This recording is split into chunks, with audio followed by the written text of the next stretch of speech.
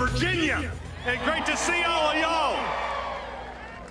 Delegates, senators, local government officials, governors, ladies and gentlemen, freedom-loving patriots, all, are y'all fired up? And are you all ready to win to make Virginia, North Carolina, and America great again?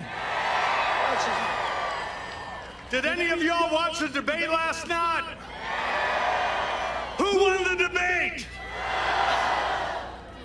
Well, even CNN agrees with you all.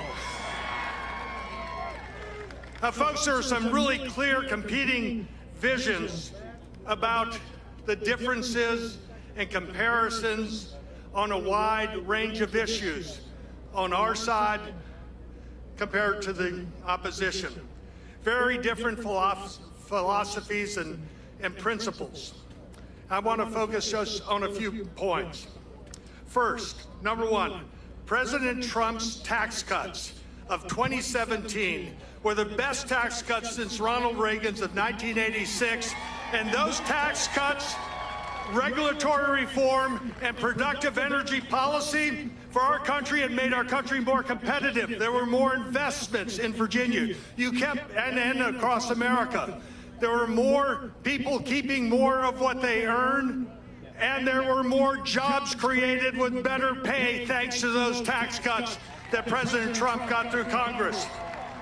And President Trump was right last night in saying that President Biden was wrong, and he should not take credit for the bounce back in jobs.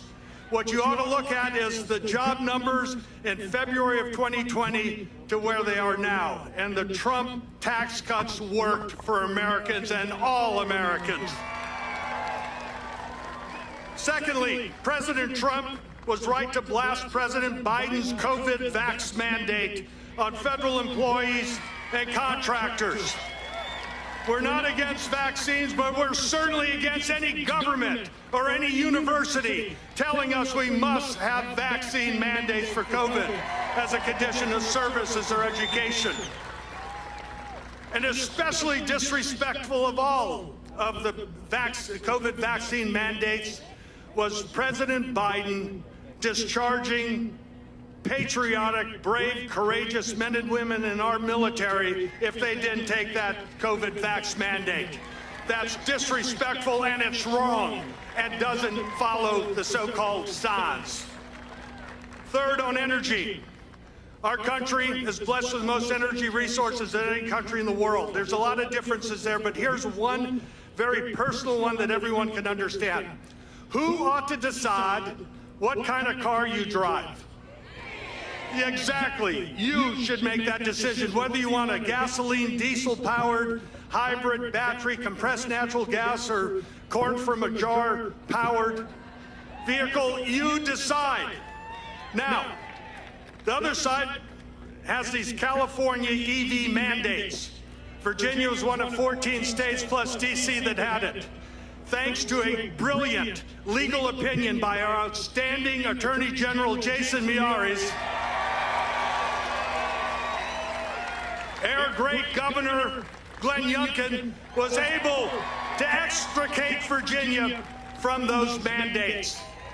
And now those other 13 states can continue to think that they're going to get 35% of their cars EVs just in a year and a half from now.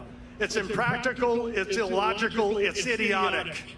And we, the people, as free people in a free market, can make our own decisions for ourselves. So, folks, these foundational common sense, I call them Jeffersonian or Crockett or Reagan or Trump policies, work for the people. We trust free people and free enterprise.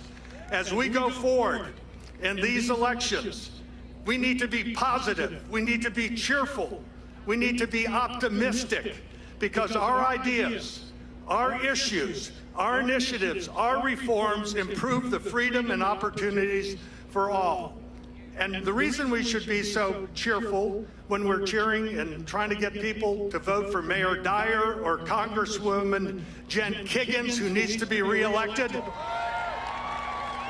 or Hunk Cow, who I guarantee you will vote our way more than the current U.S. Senator, or President Trump, we need to be smiling, because what we're doing is helping our fellow North Carolinians, Virginians, and Americans catch their dreams. So thank all of y'all for being here and for standing strong for freedom. Thank you all. Let's go out and win.